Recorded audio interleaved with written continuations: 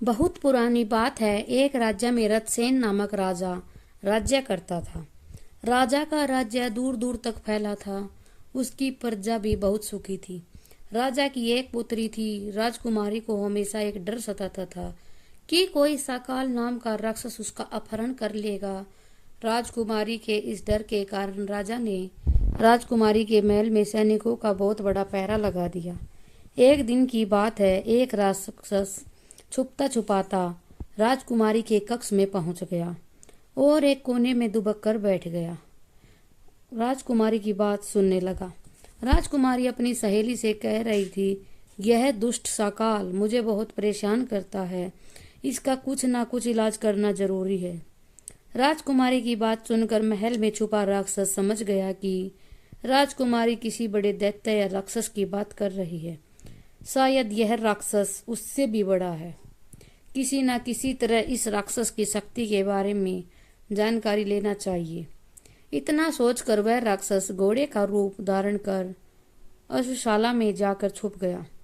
उसी रात एक चोर घोड़ा चुराने की नीयत से अश्वशाला में घुस गया। चोर ने अश्वशाला में सभी घोड़ों का निरीक्षण किया। सभी घोड़ों में उसे अश्वरूपी राक्षस ही सबसे अट्टा कट्टा और सुंदर दिखलाई दिया। वह घोड़े को चोरी करने की नीयत से उसकी पीठ पर चढ़ गया। उसकी लगाम अपने हाथ में ले ली। अश्वरूपी राक्षस समझा कि यह आवश्यक ही साकाल राक्षस है जो मेरी हत्या करने की नीयत से मेरी पीठ पर चढ़ गया है। अश्वरूपी राक्षस ने अपना रूप बदलने की कोशिश की, किंतु उसकी लगाम चोर के हाथ में होने के कारण वह अपना रूप नहीं बदल सका।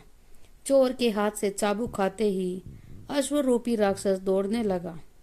कुछ दूर जाने पर चोर ने राक्षस की लगाम खींचकर उसे रोकना चाहा, किंतु वह रुका नहीं और दौड़ता ही गया। चोर को शंका हुई कि यह घोड़ा नहीं, अवश्य कोई राक्षस है जो मुझे मारने के लिए आगे ले जा रहा है। यह आगे जाकर अवश्य मुझे गिरा देगा और मार कर खा जाएगा। अश्वरूपी राक्षस दौड़ते दौड़ते एक विशाल वृक्ष से नीचे से गुजरा। चोर उस वृक्ष की शाखा पकड़कर लटक गया। अश्वरूपी राक्षस पेड़ के नीचे से गुजर गया। जिस वृक्ष की शाखा पर चोर था उसके ऊपर की ही शाखा पर एक बंदर बैठा हुआ था। बंदर अश्वरूपी राक्षस का मित्र था। अपने मित्र को इस तरह भागता देख बंदर ने उसे आवाज लगाई, मित्र, यह कोई राक्षस नहीं अपितु एक साधारण सा चोर है। तुम चाहो तो इसे कुछ क्षण में मार कर खा सकते हो। बंदर की इस तरह की बातों से चोर को बहुत गुस्सा आ रहा था। जब बंदर इस तरह की बातें कर रहा था तो उसकी पूंछ नीचे लटक रही थी जो चोर के मुंह तक आ रही थी। चोर ने गुस्से में बंदर की पूंछ को अपने मुंह में दबाकर उसे चबाना शुरू कर दिया। बंदर को दर्द तो बहुत हो रहा था, किंतु अपने मित्र राक्षस के सामने चोर की शक्ति को कम कर दर्शाने के लिए बहुत चुपचाप वहीं बैठा रहा।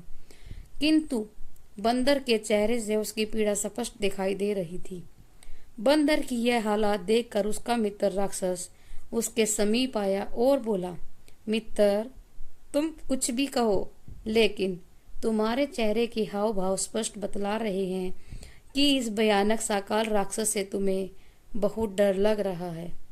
इतना कहकर अश्वरूपी राक्षस वहां से भाग गया। Thanks for watching.